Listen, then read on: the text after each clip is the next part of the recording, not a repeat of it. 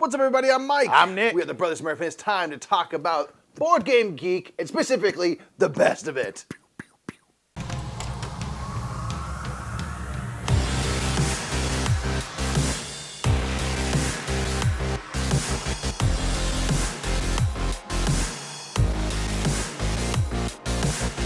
Well, there goes some of the viewers. Like we said, it's time for Best of Board Game Geek, where we wrap out everything that happened in the last month. Things that have been interesting on the website that we have been it's a busy time of year for board games, right? In the middle of the summer, convention season. So much going on. Spiel des Jahres, whole bunch of different stuff. Absolutely. So we're going to hop right into a bit of news that's going on from Board Game Geek, where Board Game Geek is kind of housing right now.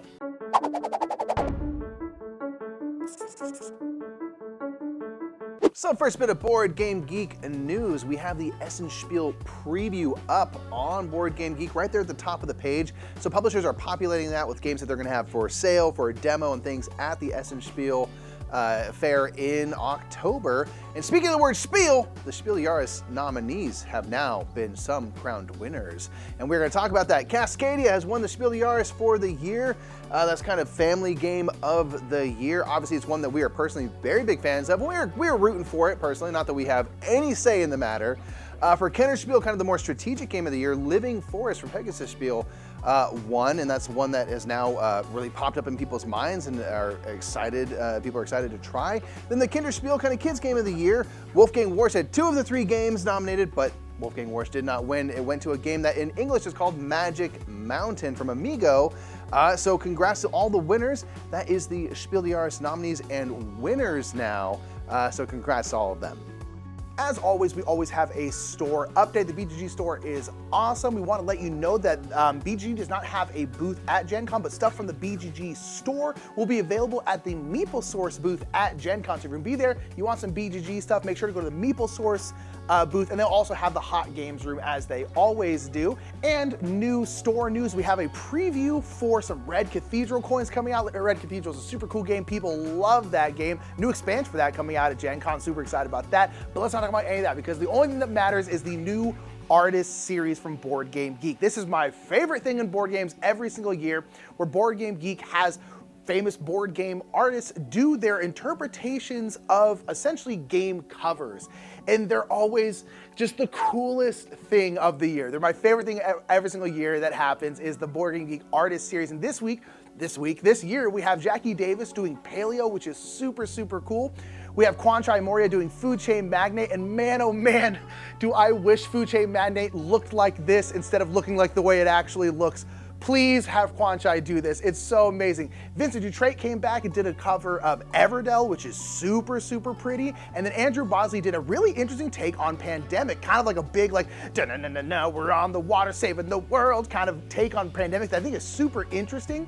I love the Artist series. I think it's absolutely incredible to see these wonderful, wonderful artists have their own take, their own twist on a board game cover. It's the best part of board games every year. I love it so much. Make sure to check them out. So that was the Board Game Geek news, but we're all here for the hottest games of the month. Let's get down to the table and talk about them.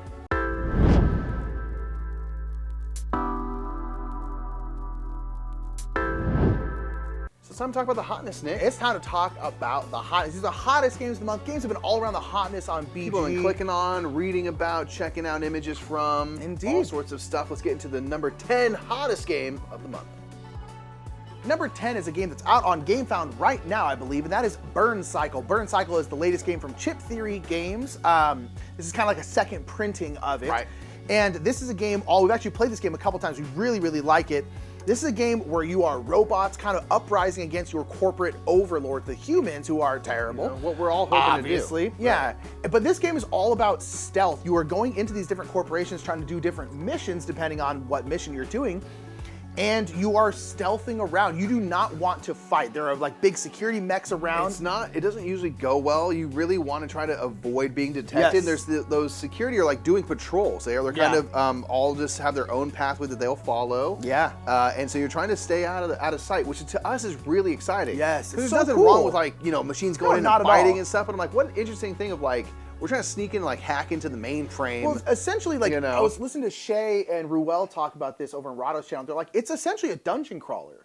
Big But time. it's a dungeon crawler, one, through a corporate office, more or less. Yeah. And then two, it's like a stealth dungeon crawler instead of like a go shoot 'em up dungeon crawler, Yeah. which is very, very cool. I really like Bird Cycle a lot. It's really enjoyable.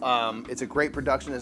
Chip Theory does not mess around with their productions. Are always elite. They sure don't. This is another one, and we really enjoy the co-op play. So we're personally fans of this, and Yeah. people are very excited. That's why Yeah. it's number 10 on the hotness. Let's get number 9. Number 9's been on the hotness at least for 2 months now, maybe 3 months, and this is Oathsworn. It's been hanging around. Yeah. Yeah, Oathsworn I think has hit people's hands and stuff. This is a big old Kickstarter. You're starting to see more images pop of it on BG of people like painting it because there's like big trees in gosh. this game and like a big old rat and stuff like that. This game, again, I'm interested in playing. I think we are gonna play it at some point here. And it's one of those big kind of RPG games. Again, lots and lots of miniatures, cool art, again, the trees are like this big, they're humongous. It basically is kind of almost like one of those terrain games. For my getting Murph into pick, the I almost picked settings. someone who had painted Oathsworn because it looks so good. We've talked about it a couple months now. It seems cool. People are super into it. It's a big old game. Yeah, it's got me intrigued. People have been talking about it for so Yes. long now. I remember seeing it at Gen Con a long time ago when it While was first ago, yeah. announced. And so now at this point, I'm officially curious. I'm like, I want to try this to see what the hubbub is about. But I kind of want to get one that's like already done up and painted. I know, right? I don't want to do the work for that That's personally, a but lot I of really work. want to play with those things. Yeah. So we'll see if we can make that But up. Oathsworn seems really, really cool. We're excited to try it. It's number 9. Let's get number 8. So number 8 is kind of a game that we always kind of think of as like a follow-up to Abomination. It's My Father's Work. We talked about this a couple months Months back and stuff. So this is one that's getting into people's hands and stuff. This is about kind of you are generations of a family that are engaging in strange experiments and dark Like Frankenstein experimentations. stuff, yeah. Definitely in that era, kind of the macabre and everything. Yeah, but it's like takes place over like 3 rounds or 3 essentially generations. Yeah. But like each round, you pass on like your work information too. and stuff. And I think like one experiment to you, like you're essentially your next line of kin, and then they pass it off to their children.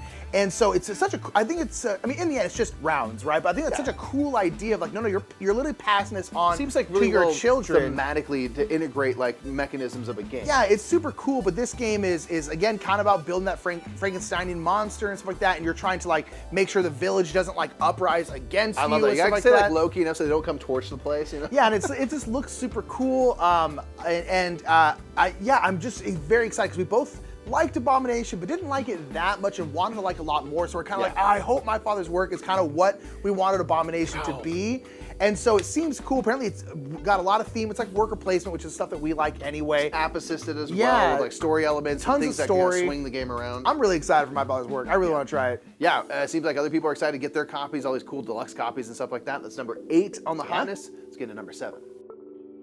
Number 7 is back on Kickstarter right now, and that is Moonrakers, which has an expansion that's out on Kickstarter. We actually got to play this recently because now there's a co-op mode that it's like an app-assisted co-op mode that's actually just free. Yeah, so if you have Illuminor, Moonrakers, you don't need to like buy the co-op mode. You can just play it, and you can play it with the new expansions too. So we actually got to play the co-op version. Yeah, with we our haven't good played friends. the non-co-op. No, we version. haven't played the non-co-op version. We got to play it with our friends Paul and Matthew, and we really liked it. It was super fun. It was fun because those challenges, like normally those kind of contracts you get in the base game are now these, contracts that you work together on, but the contracts are difficult because hard. everyone's contributing to them. Because the original game has like a lot of negotiation and you're trying to like work on it together, but then maybe you actually end up winning it, which is not something we're particularly interested in a board game.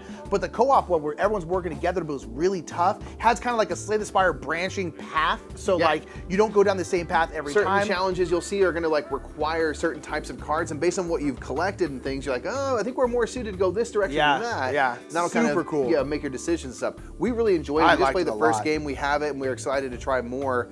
But Moonrakers at this point has a ton of content. Yeah. This is the newest kind of expansion. It's just there's other things as well. There's a lot of stuff. And the for fact this that the game. co-op version is just free, I'm just like, that's I cool. love it. I think it's cool. That's a cool If you flex. have the game, you can play that no matter what expansions you have or do not have. It's a cool thing. So Moonraker's number 7. It's really, really fun. We like it a lot. Let's get number 6. Every month. Every month with the zoos. How many zoos are there? Ark Nova's number 6, guys. Do we need more Gibbons? Yes, we do. Dude, Gibbons, I will watch Gibbons Gibbon all day. swinging. They are delightful. They're great. Ark Nova's number 6. Ark Nova is all about running a zoo.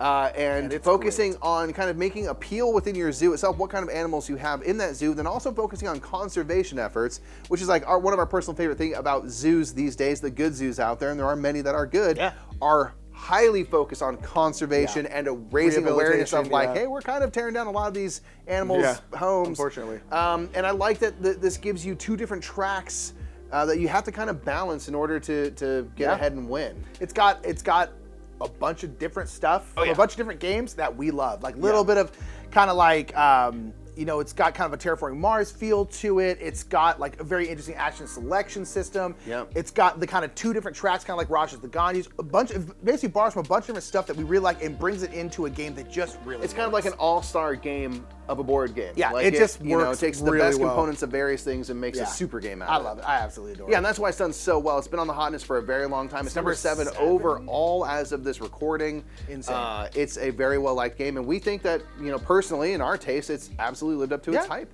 That is Ark Nova at number 6. Let's get to number 5. Number 5 is a game that's back onto Kickstarter now, and that is Euthia Torment of Resurrection. This is now They had a relaunch. Yeah, kind of a relaunch, and this is now brought by Steamforged Games, who does a lot of these kind of like big minis and stuff like that. Right in their wheelhouse, right in their happy zone. Yeah, and this game seems cool. It's kind of like an RPG game, like a lot of these games are. But you take a hero, and the heroes are all different. And you can kind of like, it seems like build them in different ways as the game progresses. People have said like, oh, it has like a Diablo feel because you're gonna go sort of like, you know, like I guess like through a tech tree as you level up certain things and become specialized in areas. That is something that I'm really excited to see in general in board games happening. I think it's something that's really satisfying from the world of video games. Yeah.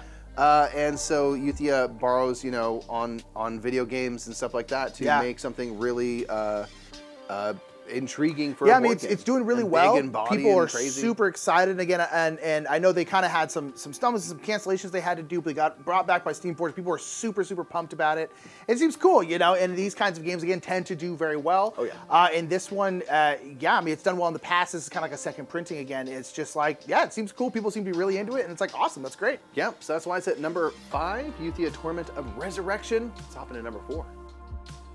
Number 4, we were just talking about before, they were like, man, Dune Imperium isn't on the list all the time anymore. Sort of. But kind of is, because Dune Imperium Immortality They announced is on another the list. Yes, they expansion did. now. Now that is getting into something. So that counts. Dune Imperium Immortality is a new expansion. The last expansion people apparently really liked. Oh, so I yeah. think people are just like, more expansions, great. I love Dune Imperium. Well, the cool Let's thing go. is because it's such a kind of an expansive world, is with each expansion That's you the can thing, offer right? kind of the different houses. You can bring in more characters and things into the fray, which gives even more kind of, I think, diversity of folks that are kind of vying for control. I mean, there's so much source material that, like, as long as they keep the game good, you can probably just kind of keep expanding it. As long as it's not like really changing everything up, it's like, why not? Again, people are here for it. Again, it's all over the hotness because people are just like, more Dune Imperium. I'm here for it. People love Dune Imperium. I'm glad so that they are much. supporting the game Yes. so well, considering its popularity and giving lots of content, lots of options, lots of replayability. Yeah.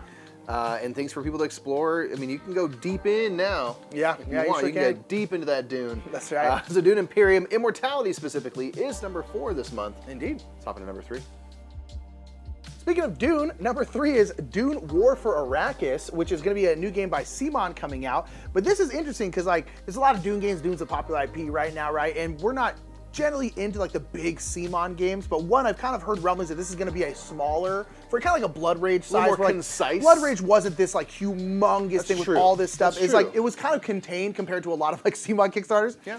And this is made by the people who made War of the Ring, which is something we really love. And so I'm kind of like, ooh, okay, like, They took a big story with lots of rich lands and characters, and they made an amazing game before. I'm kind of like, ooh, that The sounds Duneverse good. And I do seems like pretty the good for that. Duneverse a lot. Like, I really do like it. I love the Dune movie. I'm gonna start reading the book soon. I'm really excited about that. Talking about the wealth of stuff you can pull from. I'm actually pretty excited. I'm interested to see where this one heads to. There's not a Because ton I'm like, of information yet, so I'm gonna watch this one carefully. yeah, CMON makes good big games. War of the Ring is one of the best games ever made, in my opinion. And so it's like, ooh, I'm interested in this. It seems interesting, yeah. Yeah, I agree. That is So I'm Dune. interested in more information about Yeah, this one. absolutely. Dune War for Arrakis. I mean, that says right there what you're doing. It's gonna be some conflict. Yeah. That's number 3 on the hotness. Let's hop into number 2. Nick, sometimes you gotta make a deal with the devil, and that's what you're doing in number 2. Potentially, certain characters are more interested in this. This is an asymmetrical game from CGE. Yeah. Where With like an app-assisted game. with an app assistant, so you're doing like blind trading, meaning you don't know, you're trading stuff with people, but you don't know who you're trading with. Yes. that's kind of the hidden role, and we all have Yeah. different things. So, like, one person could actually play the devil. Yeah. They're trying to collect people's One souls. play- there's like pieces humans, of souls. someone can play the devil, someone can play like a cultist. So the devil is trying to trade stuff in me a piece of that exchange for like soul. a little bit of soul, whereas a cultist is like trying to give away their soul. They're like trying, I'm like, what is going on? We don't know a ton about this one, but I'm like, I'm super excited. what an interesting theme. When we go to Gen Con, I'm gonna go to CG, be like, what is this game? Explain what this is. I want to know. I'm just ever so curious. As obviously dealing into a theme that like might make some people feel uncomfortable. Yeah. But it's an interesting theme for a game, and definitely for making stuff that's asymmetrical. Yes. So I'm really curious to learn Yeah, more. asymmetric trading game is already an interesting Yeah, I'm concept with an app, so you kind of like don't always know. So Is only a the human app just be will- like, I'll give you 5 apples, and they'll be like, give me your soul. He's like, I'll take $10. how about a like, wheel of cheese? Yeah, just like I think you're a devil. You keep talking all this soul business. I'm just so curious. I I want to don't know know. more. I don't know I'm really excited how for it it. all works. This is a chicken. This is a chicken of the underbelly. Like they're black and they spew fire. I don't think this is what I ordered. It's like void salmons and stuff. Yeah, man. Yeah. Deal with the Devil is number 2. Seems cool. You put Deal with the Devil as a title, people are gonna be like, well, I'm gonna find out about that. So it's Yeah. number 2 on the hotness, topping to number 1. Number 1 is a very intriguing I'm so excited for this. concept. This is Horizons of Spirit Island. This is a Target version of Spirit Island. I think it's such a smart move. it seems too heavy for a Target thing. But maybe they really pared down. I know they obviously, do. I know- this I think is it's pared down it's significantly. a scaled back version of Spirit Island, which is a fantastic idea for a game Yeah. where you are these And people spirits who are love driving Spirit out. Island. People are basically like, I'm gonna settle on this land, and then spirits are like, would prefer you didn't. don't like that. And then you try to scare them, like literally scare them away.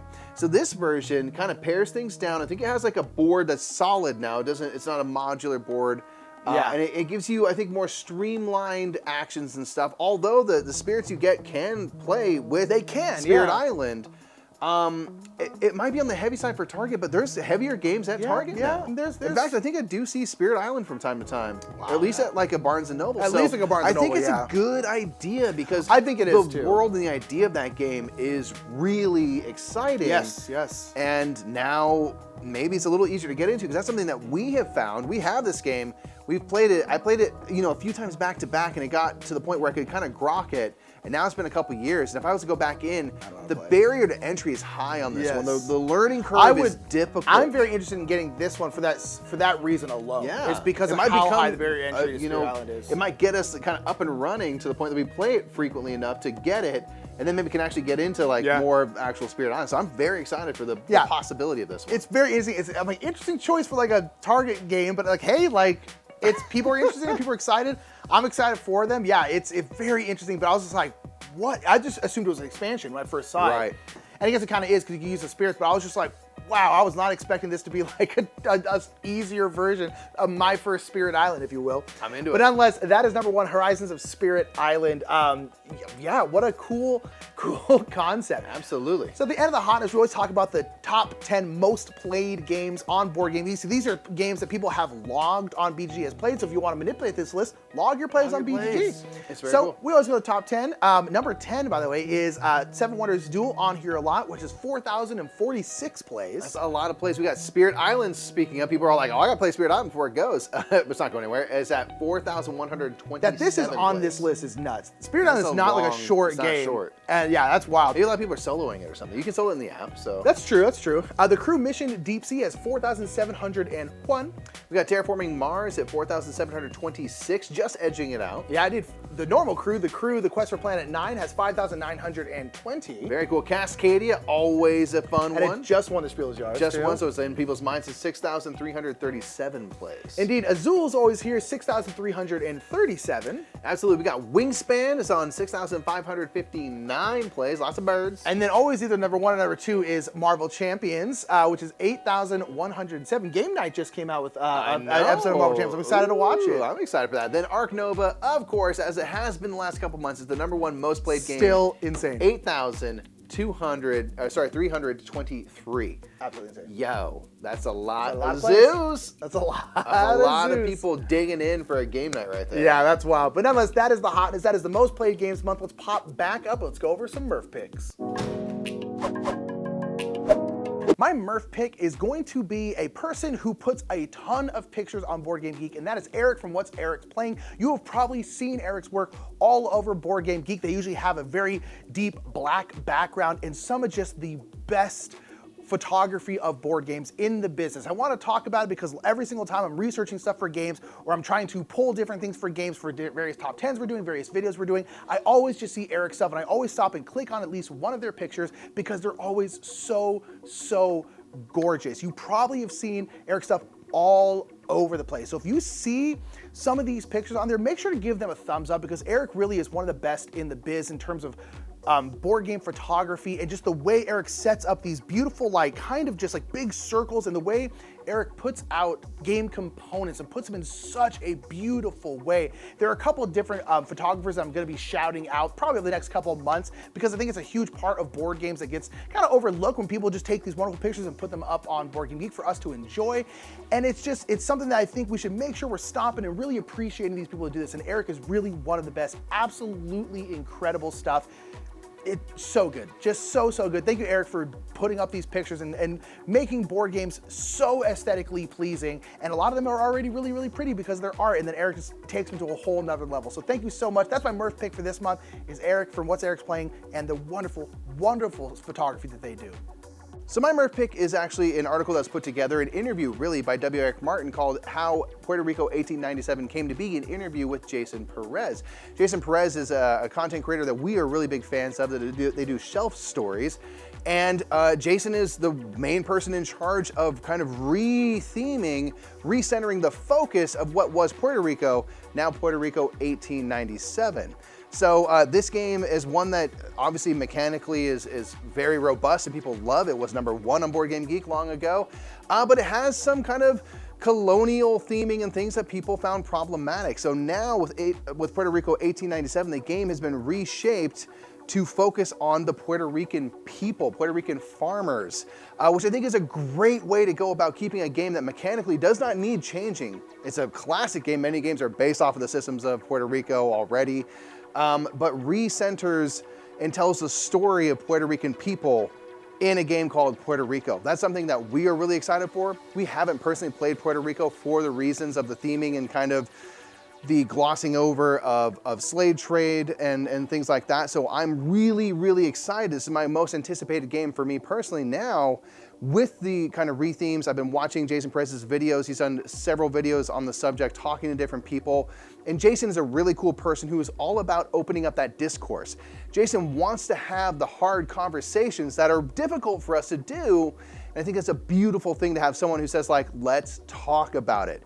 And let's, you know, with no judgment toward each other whatsoever, let's talk about these things. So that is my pick. It's a really fantastical article that was put together. I highly recommend you watch Jason's videos on Shelf Stories, their channel on YouTube. Really fantastic. At the end of the video, we always talk about our personal favorite game of the month or our most, just our favorite game that we played this month. What was your favorite game? I played a game with you called Tidal Blades Banner Festival. Yeah. So this is a game that's set in the world of Tidal Blades. Yeah. One of the best kind of worlds a ever. twist on like trick taking where based on if you have the highest, one of the middle cards or the lowest played cards, you're gonna do a different thing on your turn. So you're kind of, you're sponsoring these people who are doing a wave race. You're trying to put your little banners out, or you're trying to activate the powers on cards by playing the lowest card amongst everyone at the table. Yeah. So it creates all these really interesting choices, but I like the fact that you're just like merchants like, I'm selling the corn dogs at the Selling Tidal meat Blades on a Festival. stick. Yeah. I think it's fun to like focus on those characters in this like really colorful world. Yeah. And it was really interesting to try to like, it's hard to be like, I want to have the middle card. It's weirdly hard to make that happen. Having the top card, the middle card, or the bottom card, all are good. Useful. And so it's a very interesting game. Yeah, I really like that really one. liked Banner Festival. My favorite game of the month was Burn Cycle. I really liked Burn Cycle. We played Burn Cycle a couple times this month. A big chip theory game. It takes a couple games to kind of get into it because there's just so much going on, so many rules. But it was just really cool, kind of a stealthy game. We talk about heist. You're Yeah, and we talk about the heist. hotness. I'm gonna go too much into it, but it's just like, I just love that it's a heist. I love that it's a robot uprising, but you're not like shoot 'em up. It's just, you're just sneaking around. I just think it's really cool. Production value obviously is great. Chip theory does good stuff. My favorite is Burn Cycle. Nice, good. Let us know in the comments what your favorite games you played, new or old to you. What's the favorite thing you played in the month? Yeah. Let us know in the comments below. Until next time, everyone, I'm Mike. I'm Nick. We're the Brothers Smurf, and we'll catch you next month for the best of Board Game Geek. It'll be a better outro that time. Bye, everybody.